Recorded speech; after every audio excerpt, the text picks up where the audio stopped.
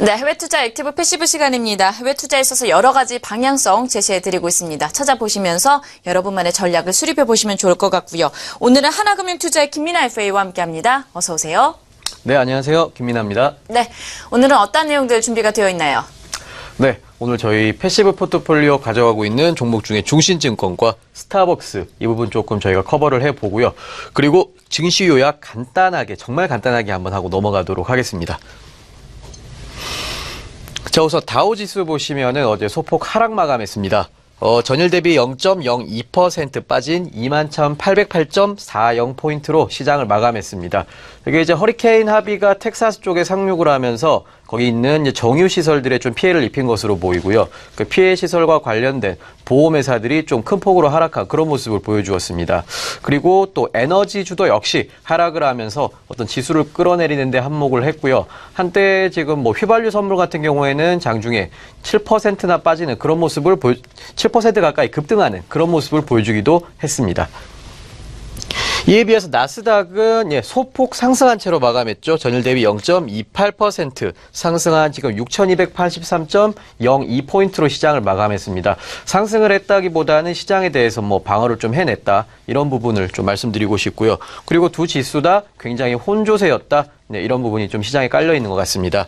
자, 이어서 중요한 거 하나 짚어보겠습니다. 최근에 있었던 이슈, 주말 동안에 잭슨홀 미팅이 있었죠. 저희가 잭슨홀 컨퍼런스다 이렇게 얘기를 컨소시엄이다 얘기를 많이 하는데 연준이 시장 금리에 대한 방향을 한번 목소리를 내는 그런 연례 행사라고 보시면 될 것 같습니다. 항상 왼쪽에 보시듯이 이게 있으면 항상 행사 사진이 그러니까 산책하는 사진이 좀 화제가 되곤 합니다. 사람들이 여기 주목을 하는데요. 사진 보시면 가장 왼쪽이 구로다 일본은행 총재가 되겠습니다. 그리고 가운데 있는 사람이 여러분 아시죠? 옐런이고요. 그 다음에 우측에 있는 사람이 마리오 드라기 22 총재가 되겠습니다. 보시면 이 둘이 얘기를 하고 있고 뒤에서 구로다 혼자 웃고 있죠. 자, 이 부분. 자, 뭔가 얘기를 한 것 같은데 사실은 결론적으로 별로 얘기한 건 없었습니다. 이거 어떻게 됐냐라고 하면 사람들이 집중은 했지만 nothing 아무것도 없었다. 별 얘기 없이 그냥 넘어갔습니다. 그러다 보니까 또 별 얘기가 없다 보니까 혼조세가 만들어집니다. 뭔가 얘기를 해주면 거기에 따라 반응을 하려고 했는데 막상 아무 얘기 없으니까 사람들이 혼란스러워했다. 그리고 중요하게 옐런이 그나마 언급했던 것 중에 볼커룰에 대한 볼커룰 수정에 대한 비판이 있었죠. 이 볼커룰은 이제 오바마 정부 때 만든 새로운 여러분 정말 잘 아시는 그 도드 프랭크 법안 밑에 있는 하위 법안이 되겠습니다. 그래서 이제 금융기관, 예전에 2008년 금융위기를 불러왔던 그 대형 금융기관들의 파생 상품이나 위험 상품의 자기 자본에 대한 투자, 자기 자본으로 그런 거래하는 것에 대한 규제죠. 그 규제를 트럼프가 이제 규제를 철폐해야 된다라고 풀려고 하자 그 부분에 대해서 좀 비난을 한 것으로 보이고요. 지금 트럼프와 옐런이 연준이 좀 맞서고 있다. 이렇게 해석하시면 될 것 같습니다.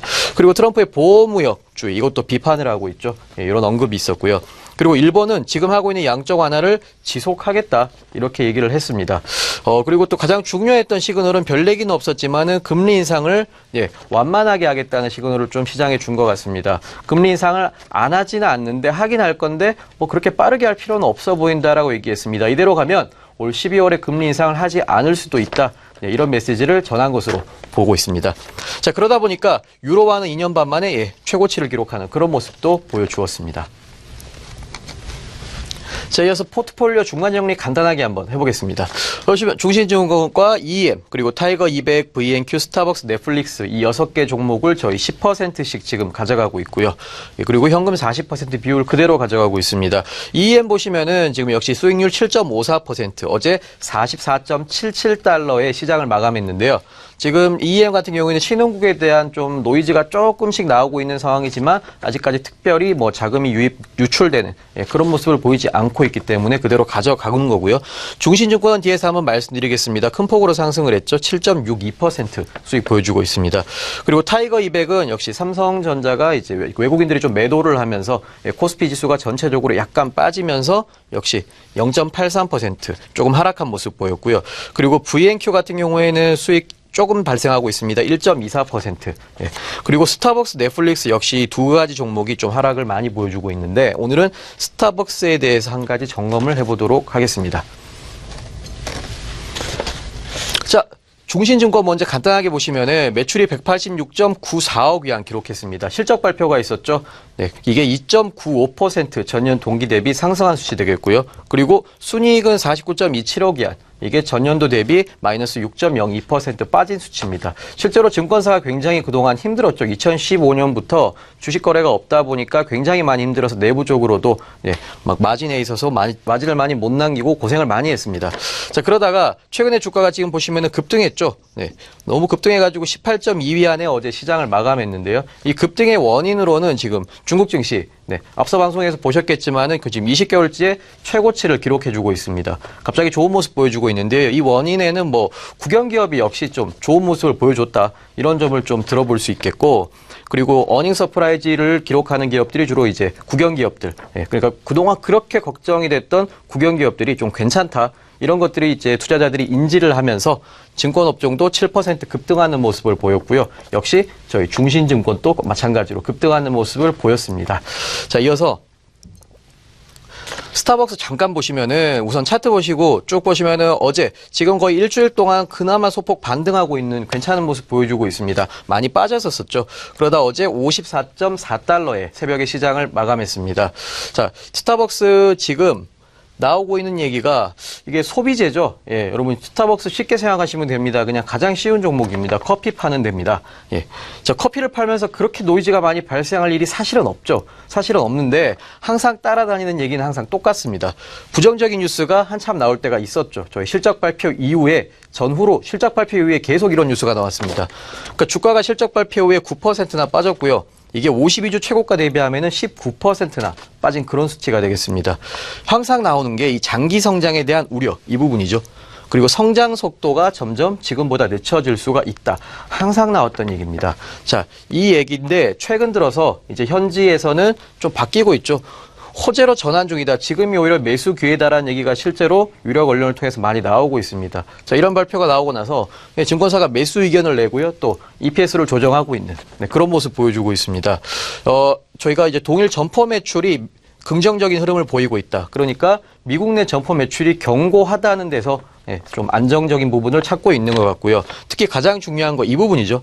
중국 사업 부분이 지속적인 성장세, 그러니까 지금 현지 전문가들은 중국 사업에 중국에 진출한 부분이 앞으로 잘 풀어나갈 수 있다. 중국 진출이 성공적으로 진행될 것 같다. 그런 의견을 내고 있는 그런 모습입니다. 그래서 제가 말씀드리고 싶은 것은 이제 투자자 여러분들은 이 장기 성장에 대한 우려는 이미 주가와 컨센서스에 반영이 되어 있다. 이미 주가에다 반영이 되어 있으니까 여러분들 걱정하지 마시고 그대로 홀딩하시면 될 것 같습니다. 이어서 마지막으로 저 배당 얘기를 좀 해드릴 텐데요. 스타벅스 배당이 있었죠. 자, 지금 지난 8월 8일에 배당락이 있었고요. 8월 25일에 배당이 여러분들 매수를 하신 분들이라면은 계좌로 지불이 됐을 겁니다. 이게 주당 0.25달러씩 배당이 들어갔는데요. 해외 주식의 매력은 역시 배당이 있겠죠. 국내 주식도 배당이 있긴 있는데 해외 주식만큼 자주 하지는 않습니다. 배당 성향이 좀 낮죠. 그래서 해외 주식 같은 경우에는 뭐 월 배당을 하고 있는 ETF들도 실제로 있습니다. 그리고 거의 보통 분기 배당도 많이 하고 있고요. 그리고 스타벅스 같이 지금 배당이 이렇게 늘어나는 회사, 시간이 지날수록 배당을 늘리는 회사는 일반적으로 좀 믿고 가셔도 되는 회사입니다. 왜냐하면 재무제표는 저희가 이렇게 마사지를 해서 좋게 보이게 할 수 있습니다. 근데 배당 같은 경우에는 그렇게 늘리기가 좀 힘든 부분이 있기 때문에 스타벅스 이 배당을 늘리고 이런 부분들 좀 긍정적으로 보셔도 될 것 같습니다. 오늘 여기까지 말씀드리겠습니다. 네, 이렇게 해서 해외 시장 투자 전략에 대해서 우리가 좀 살펴봤고요. 증시 현황과 더불어서 종목들 함께 점검해 봤으니까요. 참고해 보시면 좋을 것 같습니다. 해외 투자 액티브 패시브 시간이었습니다. 하나금융투자 김민아 FA와 함께했습니다. 오늘 말씀 고맙습니다. 감사합니다.